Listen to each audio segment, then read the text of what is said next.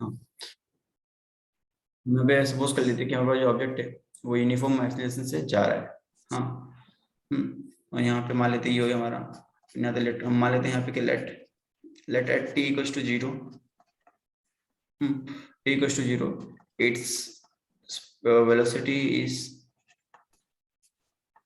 is u, and at t equals to t, and at time t equals to t, its velocity becomes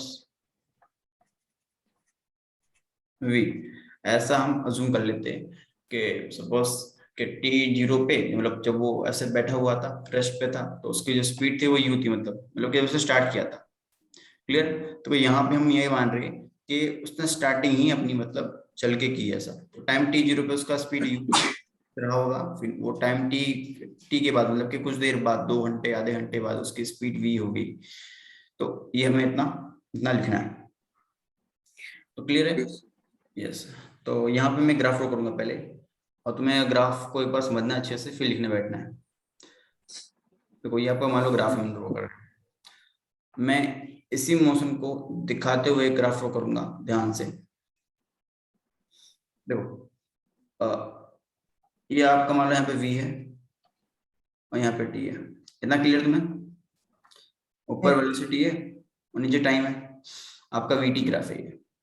और हमने क्या बोला, हमने ये बोल रहे हैं यहाँ पे, हम यहाँ पे ये बोल रहे हैं कि टाइम 0 पे उसकी स्पीड u है, तो यहाँ पे टाइम 0 ये रही होगा, यहाँ पे टाइम t मतलब ऐसा आपका टाइम बढ़ रहा है, तो टाइम 0 पे उसकी स्पीड u मान रहे हो, सही है।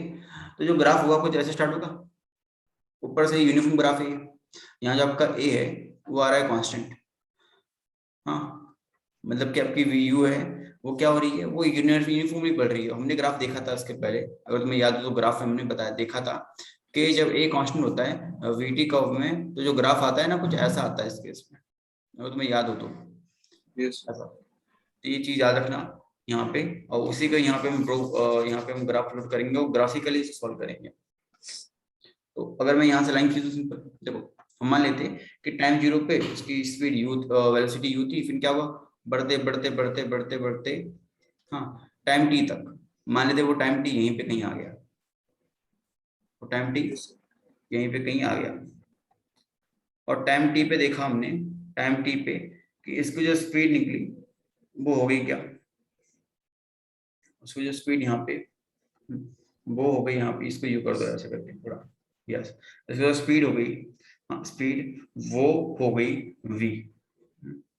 क्लियर, पहले u थी और टाइम t पे क्या होगी उसकी स्पीड, यहाँ वेलोसिटी उसकी v हो गई, और यहाँ पे ये आपका ग्राफ कंप्लीट हो गया। मैं अभी थोड़ा सा और उसको अच्छे से बता देता हूँ। देखो यहाँ से यहाँ तक की वैल्यू u है अपनी, क्लियर, क्योंकि ये पॉइंट u है, ये पॉइंट, तो अगर मान लो अगर ये पॉइंट 3 होता तो क्या होता कि यहाँ से लग के यहाँ से यहाँ तक की जो डिस्टेंस 3 होती। हाँ, और यहाँ से लेके यहाँ तक की डिस्टेंस v होगी। सिंपल सी बात है ना, कि नहीं? तो ये गैप कितना होगा, ये गैप कितना होगा? हाँ, इतना गैप, खाली इतना। सर ये u2 भी हो जाएगा। हाँ, क्या होगा? u से लेकर के सर v तक, मतलब अरे यहाँ तक ये पूरा v है, ये पूरा u है, तो ये कितना होगा? सर ये u माइनस u हो जाएगा, वो सर v माइनस u हो जाएगा। Yes exactly, v minus u। इतना क्लियर है ये ग्राफ अच्छे से? कोई दिक्कत है इसमें कुछ तो बोल देना, कुछ इशू कुछ हो तो, मतलब बहुत लोग इसमें दुख होता है मतलब थोड़ा सा कि सर तो ग्राफ तो मतलब समझ में ही नहीं आ रहा है, आपने लिखा है कुछ और ग्राफ कुछ और पुट कर दिया, ऐसा तो होता है ऐसा। तो मैं यहाँ पे एबीसी कोऑर्डिनेट नेमिंग कर देता हूँ, मतलब ये जो पॉइंट है पे ना, इनकी नेमिंग कर देता हूँ मैं, और इसको डी बोल दो और इसको ओ तो है। अब क्या करो, एक काम करो, 2 मिनट एक एक इक्वेशन निकाल लेते पहले हम यहाँ पे एक इक्वेशन ड्राइव कर लेते, फिर बाद में तुम यहाँ पे लिखने बैठना। सो एक ग्राफ की मदद से, हाँ ग्राफ भी ड्रॉ करना रहेगा, हम ग्राफ कैसे करेंगे, इक्वेशन ड्राइव। क्लियर, देखो हमें पता है फ्रॉम डेफिनेशन, फ्रॉम अब देखो यहाँ पे तुम्हें कुछ कोई एक चीज याद रखनी पड़ेगी कि स्टार्टिंग कहाँ से करना है थोड़ी डेरिवेशन, फ्रॉम डेफिनेशन। हमें डेफिनेशन पड़ी यहाँ पे कि ए जो आपका होता है वो क्या होता है, डेल्टा वी बल्टा टी होता है ना, एक्सेलरेशन। हाँ, तो क्या मैं डेल्टा वी को ऐसे लिखता हूँ V two minus V one upon T two minus T one, तो ये टी माइनस जीरो होगा। ये क्लियर है कि बाउंस आ रहा है बताओ ये पॉइंट। T2 minus T1 समझ में नहीं आया। हाँ ओके ओके ओके, चलो ठीक है। स्पीड जब की वेलोसिटी v है वो किस टाइम पे, टी टाइम पे ना, अरे भैया Yes sir. Yes v sir. कब है, टी टाइम पे, और u कब है, जीरो पे ना। हाँ तो यहाँ पे नहीं आएगा टी वन जीरो, आएगा ना। हाँ yes sir. अरे यार, क्या लिखा है यहाँ पे, टी जीरो पे उसकी स्पीड u है, सही है भी। हेलो, अरे बोलो कुछ Yes sir. सही है गलत है। Yes sir ठीक है। हाँ, तो a equals to v minus u होगा बाई टी होगा, तो देयरफॉर टी को कर दो यहाँ मल्टीप्लाई, तो ये a into T equals to v minus u होगा, देयरफॉर हमें यहाँ पे v equals to u plus A T आ गया। यस, अब क्या करो, अब इतना तुम लिखने बैठो जल्दी से और फिर हम आगे बढ़ेंगे। ये आपकी इक्वेशन वन आ गई, इसको बोलेंगे हम इक्वेशन वन। इतना लिखो फिर हम आगे बात करेंगे इस पे और भी, मतलब नेक्स्ट इक्वेशन निकालेंगे हम। लिखो इसको फटाफट, चलो ठीक है। ओके, हम बात करते हैं यहाँ पे अगले, मतलब अगले इक्वेशन टाइप करेंगे यहाँ पे हम, वेट अ मिनट। अगला इक्वेशन देखो, अब तक हमने यहाँ पे पहला इक्वेशन देख लिया, clear, equation one.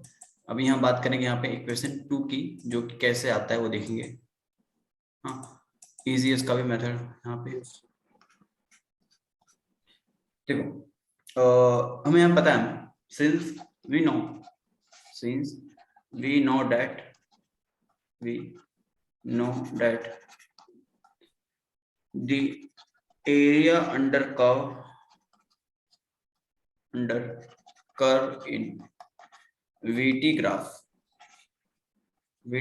is displacement, सही है गलत है, हाँ हेलो, ठीक है। सही है ना। Hello. Yes sir. area under Yes. VT graph is the displacement, therefore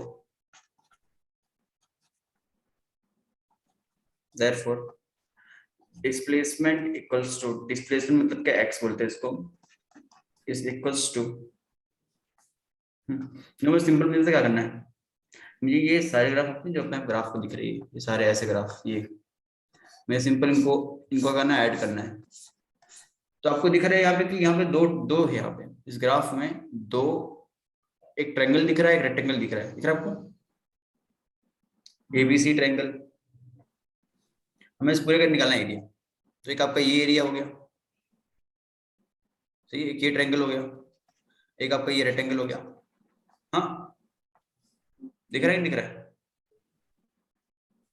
hello. Yes sir. Yes sir.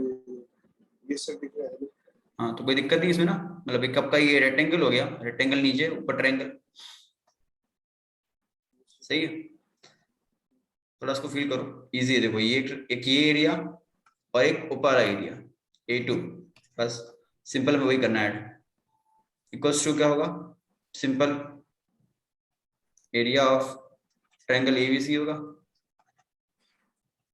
और प्लस में एरिया ऑफ, यहाँ पे हम बात कर लेंगे अपनी OABD, yes, area of rectangle OABD। अब देखो अगर बात करें यहाँ पे एरिया ऑफ इसकी ABC की, तो क्या होगा, बेस ये रहा आपका बेस। देखो यहां से यहां तक जो वैल्यू होगा टी होगा कि नहीं होगा, बताओ, टी, कैपिटल टी होगा ना, capital T Yes sir. Yes sir. कि नहीं। हाँ मुझे फील आ रहा नहीं आ रहा यहाँ पे टी कैसे हो रहा है, मतलब सिंपल सी हाँ बात सर है। आ रही है मतलब ओके, तो हाफ ये बेस आपका कितना है, A B into B C, तो half A B into B, clear, half A B into A B into B C, plus में अगर हम बात करें यहाँ पे रेक्टेंगल की, तो मैं सिंपल पता है क्या होता है रेक्टेंगल का फॉर्मूला, एल इंटू बी होता है, तो ये एल ये रहा आपका और बी ये रहा, मतलब कि O B O D into में बी डी,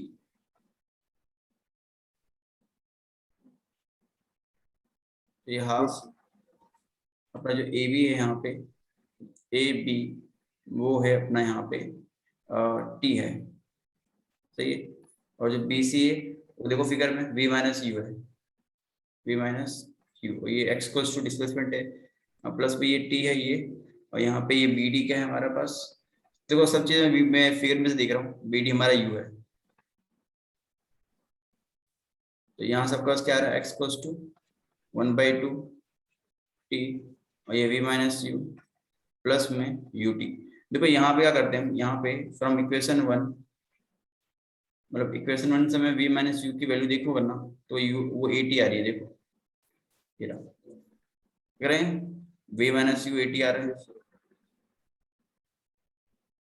बस इसको पुट कर दो यहाँ पे, from equation 1 v minus you ने 80 पुट किया, तो ये आपका x का होगा इक्वल्स टू t, और जहाँ पे आपके पास u v माइनस यू था वहाँ 80 आ जाएगा, प्लस में ut, तो therefore x equals to ut plus half 80 square, कोई दिक्कत, हमने सिंपल ut को लिख दिया पहले, और जो 80 स्क्वायर था उसको लिख दिया बाद में, तो ये आपका आ गया second equation of motion. Yes, क्या ये अपना सेकंड इक्वेशन ऑफ मोशन है, इतना लिख लिखो फिर आगे बढ़ते हैं।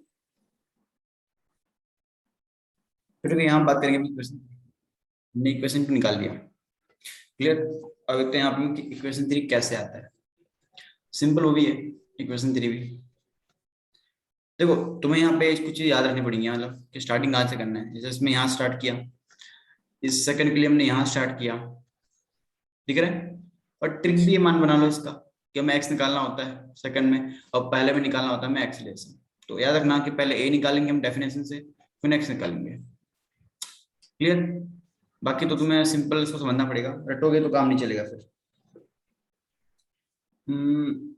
यस, तो यहाँ पे क्या होता है, यहाँ पे हमारे पास जो इक्वेशन होती है ना, yes, for uniform motion, uniform motion, देखो अगर आपकी बॉडी ना अगर वो स्ट्रेट जा रही है, कैसी आ रही है, स्ट्रेट जा रही है, स्ट्रेट जा रही है, और प्लस ए जीरो है ना, हाँ मतलब ए सॉरी ए कांस्टेंट हो, मतलब जब का एक्सीलरेशन हो वो कांस्टेंट हो, तो उस केस में जो आपका वी बार होता है एवरेज वेलोसिटी, वो u plus V by two होता है, याद रखना u plus V by two होता है,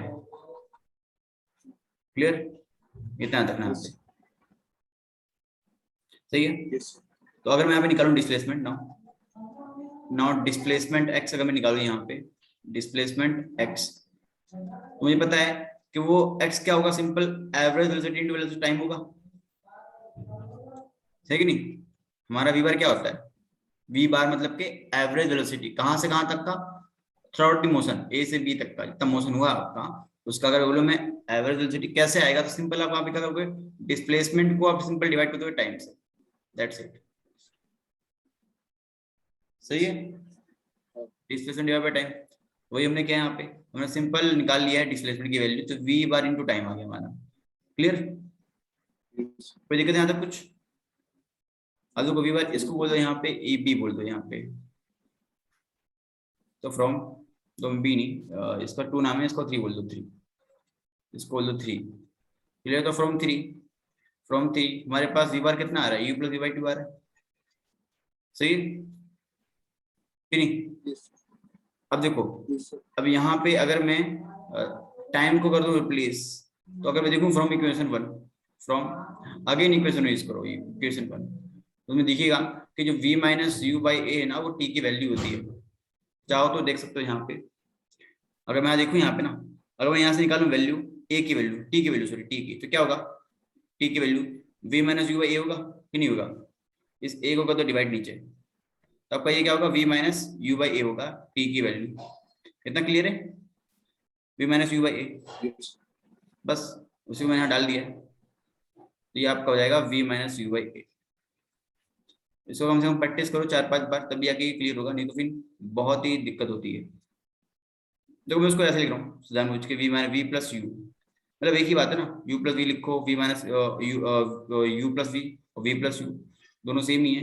तो यहाँ पे क्या होगा आपका, ये आपका V square minus U square होगा। Clear, a minus B B minus A, sorry a minus B B और a प्लस बी, तो आपका नीचे आएगा 2 है, तो देयरफॉर इस 2 कर दो मल्टीप्लाई, तो ये आपका 2ax इक्वल्स हो जाएगा v स्क्वायर माइनस में u स्क्वायर। तो देयरफॉर दिस इंप्लाइज कि आपको जो v स्क्वायर होगा वो होगा u स्क्वायर प्लस में 2ax के। क्लियर, ये आपका आ गया फॉर्मूला, वही अपना third equation of motion. Clear, कोई दिक्कत है यहाँ तक कुछ, इसको लिखो अच्छे से, डाउट तो कुछ पूछो फिर। हाँ सर मैं Consider an object having constant acceleration a. Let at t equals to 0, its velocity is u, and at time t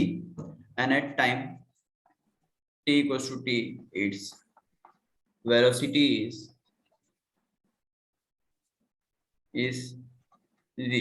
सही है, बस इतना करने के बाद सिंपल हम करेंगे वही मेथड अपना, मतलब ये कैलकुलस मेथड। तो सिंपल स्टार्टिंग यहाँ पे वही स्टार्टिंग करनी है फ्रॉम डेफिनेशन।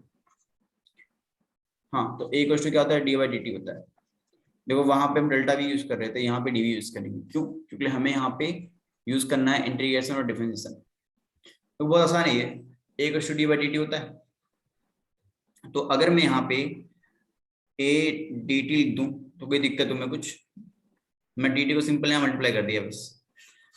क्लियर है था, और मैंने क्या कहा था कि डी टी को अगर हटाना है तो इंटीग्रेशन लाना होता है फिर।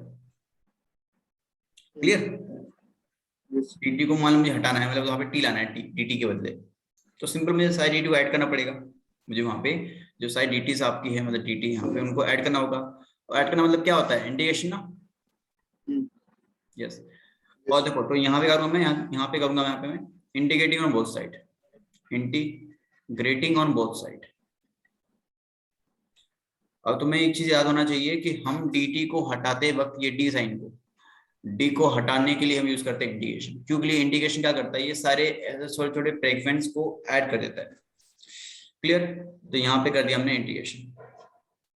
देखो अब यहाँ पे टी दिया dt, तो अभी ये क्वेश्चन उठता है कि इंटीग्रेशन करना है, ऐड करना है, लेकिन कहां से कहां तक, कहां से कहां तक, तो यहाँ पे तुम्हें बताना होता है कि कहां से कहां तक करना है dt। देखो जो हमारा मोशन है वो कहां से कहां तक हो रहा है, T से यू से डी ना, नहीं V से U तक। हाँ हाँ, तो v से भी यहाँ लिखेंगे हम, क्यों, क्योंकि dv यहाँ पे ना, तो उसका जो लिमिट हम यहाँ लिखेंगे, यहाँ पे टाइम है टाइम dt, तो इसका कहां स्टार्ट हो रहा है, t से 0, सिंपल जी से t, पहले 0 पे थी, पहले टाइम 0 था, फिर टाइम t हो गया, बस। Clear, yes. और एक और चीज मैंने तो बताया था कि जो हमारा a होता है वो होता है कांस्टेंट, तो इन केस अगर a कांस्टेंट है, हाँ, तो उस केस में क्या होगा कि इसको हम इंटीग्रेशन से बाहर ले लेंगे। 2 मिनट,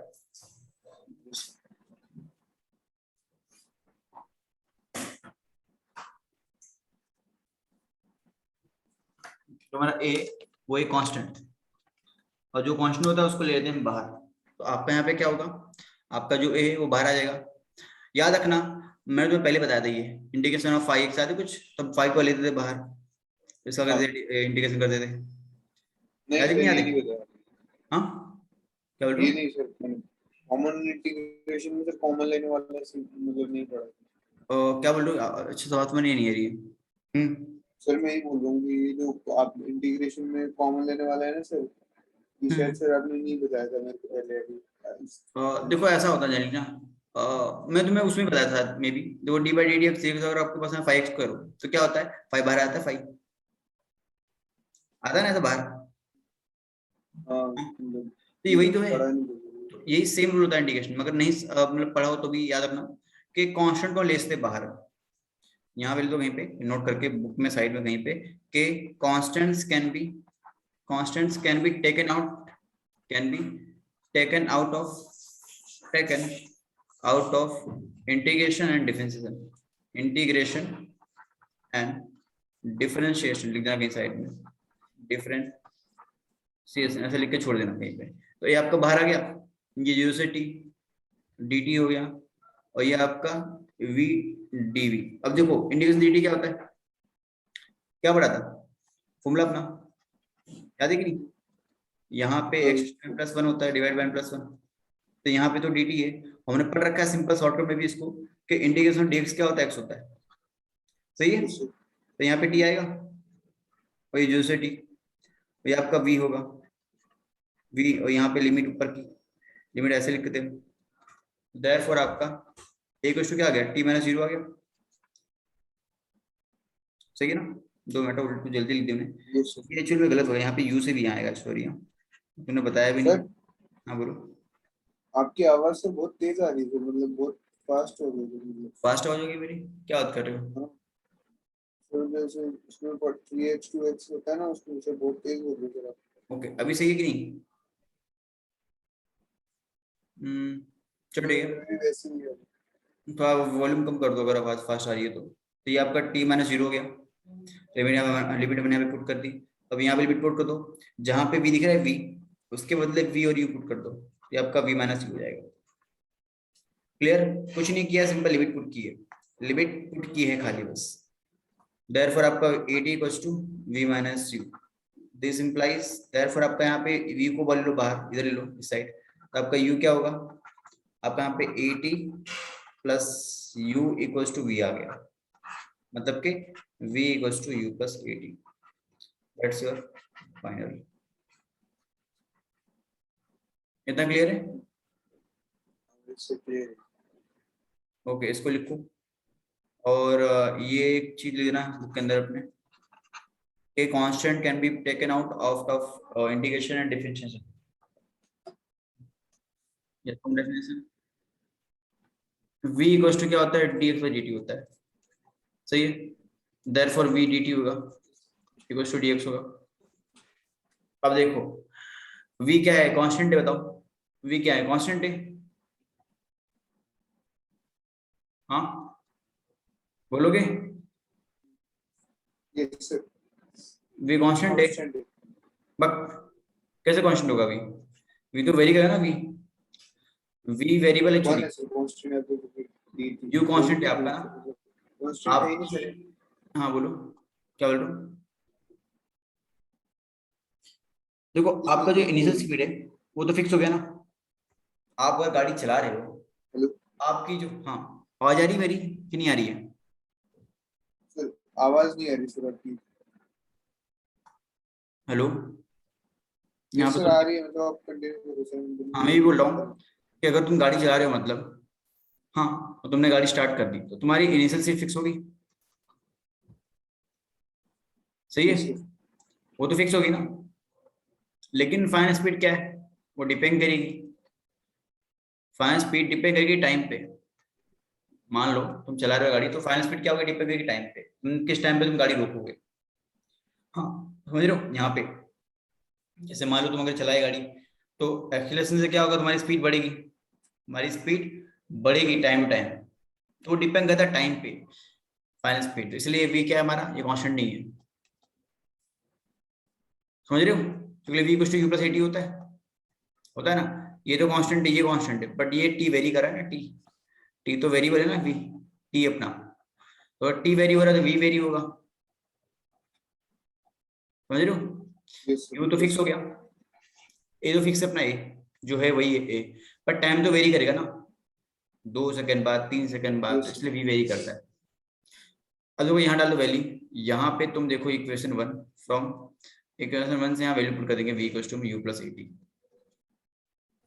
तो यहाँ अपना u प्लस 80 हो गया और dt equals to dx। Therefore मैं dx इक्वल्स यहाँ पे सिंपल लिखता हूँ u प्लस में 80 और dt। इतना क्लियर है यहाँ तक? कोई दिक्कत? हेलो, नहीं सर, अभी नहीं सर। अब क्या करेंगे बताओ? यहाँ पे मुझे dx को हटाना है, तो क्या करूँ?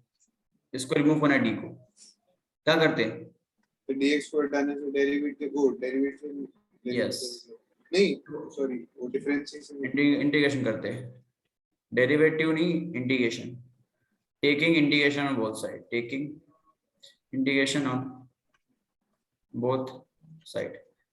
तो पहले क्या करो, पहले यहाँ पे हाँ ले लो, इंटीग्रेशन ले लो। यहाँ पे देखो तुम्हें यहाँ पे लिमिट पुट करना सीखना चाहिए अच्छे से, मतलब लिमिट पुट करना आना चाहिए। देखो लिमिट क्या है हमारा, हम पहले हमने डिस्प्लेसमेंट जीरो थी हमारी,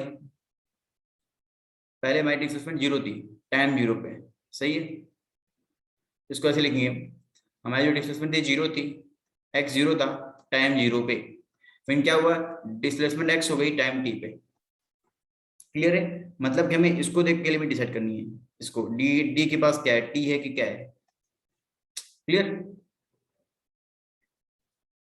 हेलो, इतना क्लियर है कि डाउट है? हेलो, अरे बोलो कुछ। हेलो, तुम्हारी वॉइस नहीं आ रही है।